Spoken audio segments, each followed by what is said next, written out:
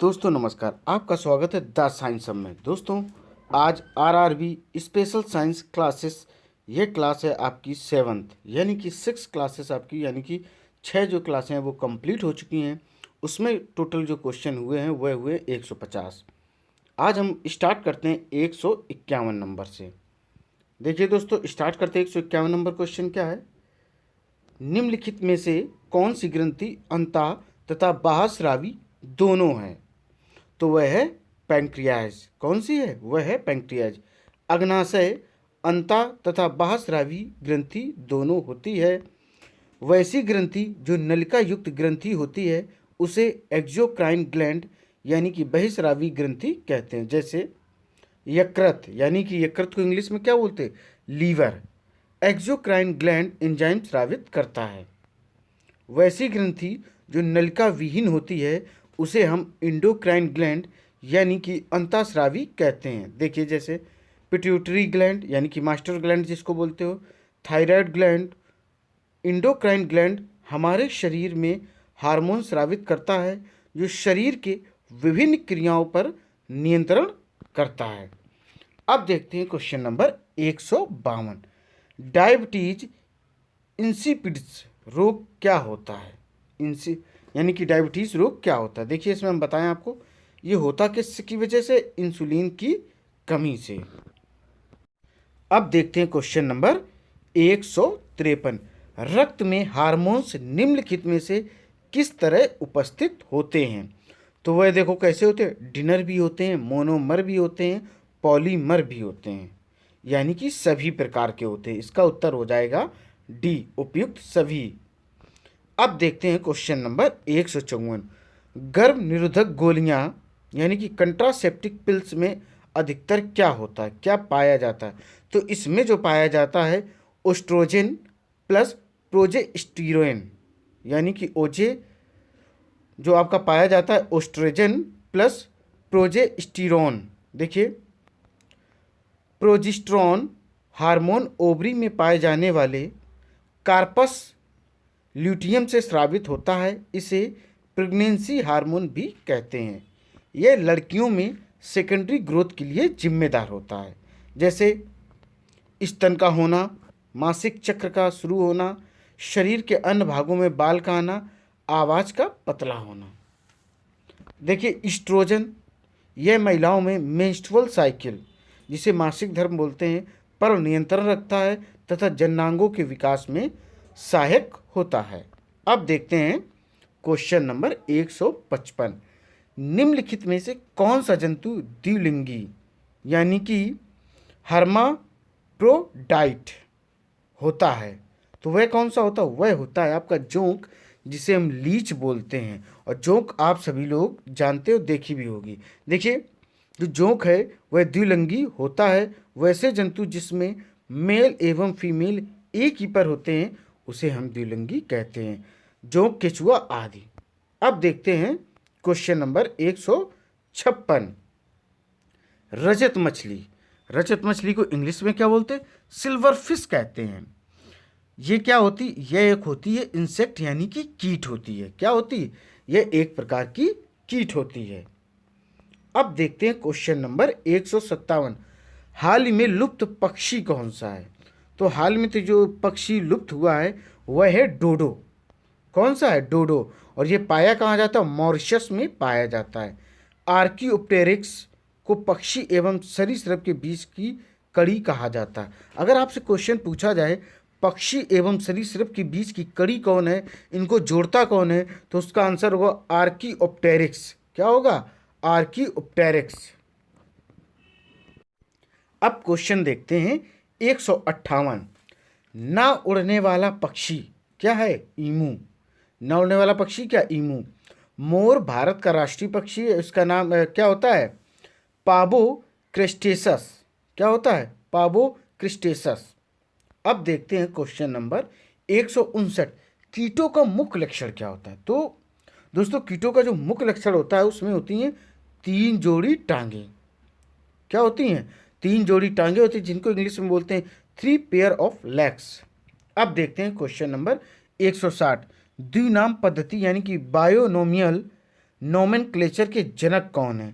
तो इसके जो हैं वह लीनियस यानी कि कैरोलस लीनियस इनको हम कहते हैं। इनका पूरा नाम है कैरोलस लीनियस। अब देखते हैं क्वेश्चन नंबर 161। स्तनधारियों का सबसे महत्वपूर्ण लक्षण क्या है? तो इसमें क्या होता है, 4 कोष्ठी हृदय यानी कि 4 चैम्बर हार्ट। और स्तनधारी में कौन से जानवर आते हैं? या वो आते हैं जो अपने बच्चों को दूध पिलाते हैं। और ह्यूमन भी इसी में आता, तो ह्यूमन का हृदय कैसा हो जाएगा? वह हो जाएगा 4 कोष्ठी हृदय यानी कि 4 चैम्बर्ड हार्ट। अब देखते हैं क्वेश्चन नंबर 162। मछली वर्ग की पहचान किस अंग से होती है? तो इसमें क्या क्या होता है, ग्रासी ग्लोम, डर्मल सल्क और युगित पक्ष, इन तीनों के माध्यम से हम मछली वर्ग की पहचान करते हैं। अब देखते हैं क्वेश्चन नंबर 163।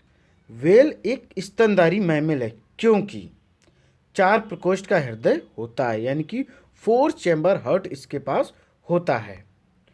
अब देखते हैं क्वेश्चन नंबर 164।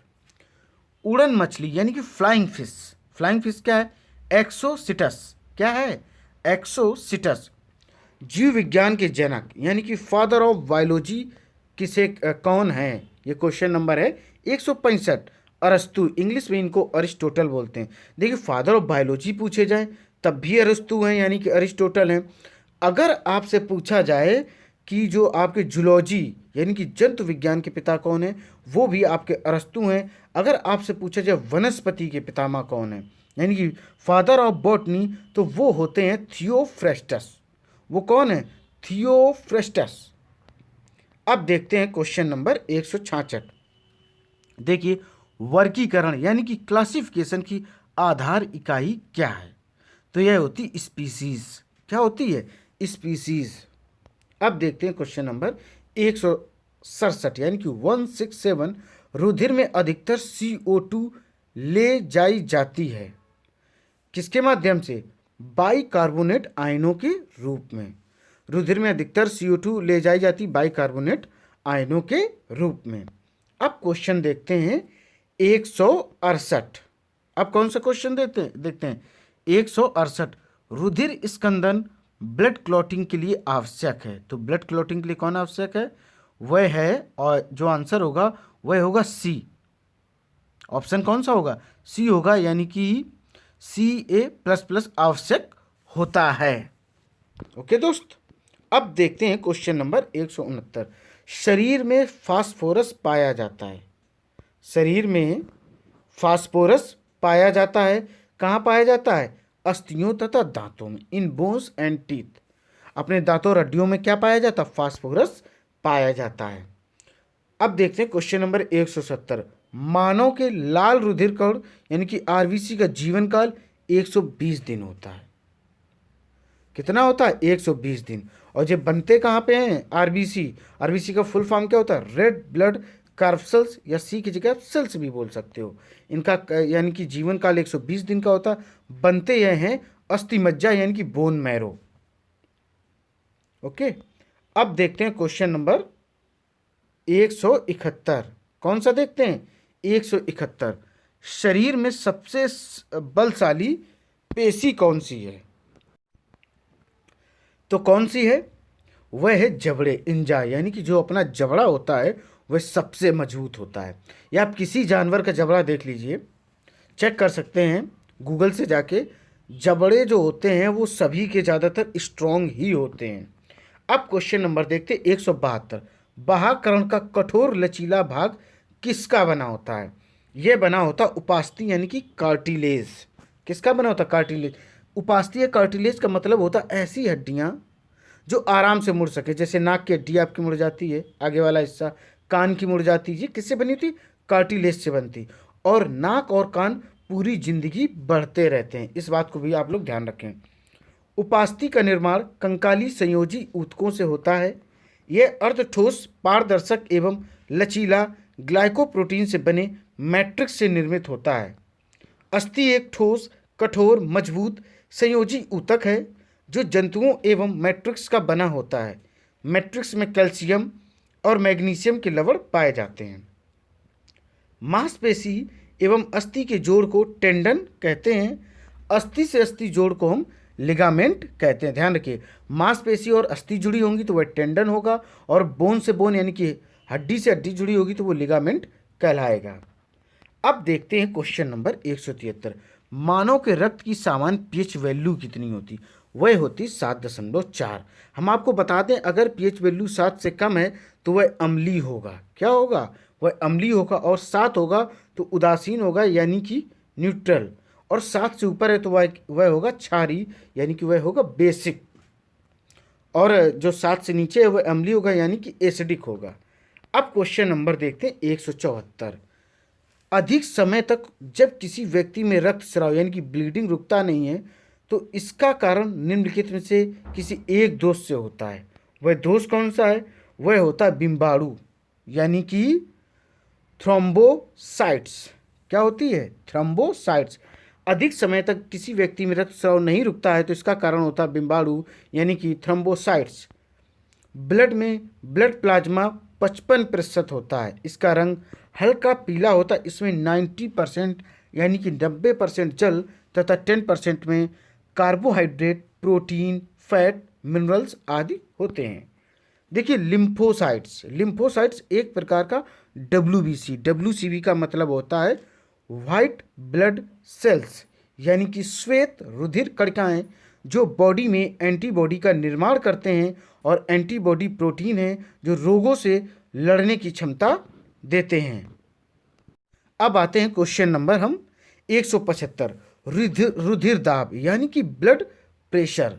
आपने सुना होगा किसी का बीपी ज़्यादा हो गया, किसी का कम हो गया, वही चीज़ है रुधिर दाब, उसी को हम ब्लड प्रेशर बोलते हैं। तो कौन नियंत्रण करता है? ये नियंत्रण करता है एड्रीनल। कौन नियंत्रण करता है? एड्रीनल। देखिए एड्रीनल मेडुला द्वारा एड्रेलिन हार्मोन स्रावित होता है। इसे इमरजेंसी हार्मोन भी कहते हैं। एड्रेलिन को लड़ो या उड़ो हार्मोन भी कहा जाता है। इसे क्या कहा जाता है? लड़ो या उड़ो हार्मोन भी कहते हैं। किसको? एड्रेलिन को। यह ग्लाइकोजेन को ग्लूकोज में परिवर्तित कर तत्काल ऊर्जा प्रदान करता है। एड्रीनल ग्लैंड को इमरजेंसी ग्लैंड भी कहते हैं। थायराइड ग्लैंड से थायरोक्सिन नामक हार्मोन स्रावित होता है। इसकी कमी से क्रेटिनिज्म रोग होता है। इस रोग में मनुष्य का शारीरिक एवं मानसिक विकास रुक जाता है। 30 वर्ष का व्यक्ति 5 वर्ष का, जैसे 5 वर्ष का बच्चा होता है उस तरीके से वह दिखाई पड़ता है। दोस्तों उम्मीद है ये वीडियो आपको पसंद आया होगा। इसे अधिक से अधिक लाइक करें, शेयर करें, सब्सक्राइब करें। दोस्तों यह था RRB रेलवे ग्रुप डी की स्पेशल साइंस। इसी तरीके की आपको सीरीज कंटिन्यू दोस्तों मिलती रहेगी। दोस्तों जय हिंद।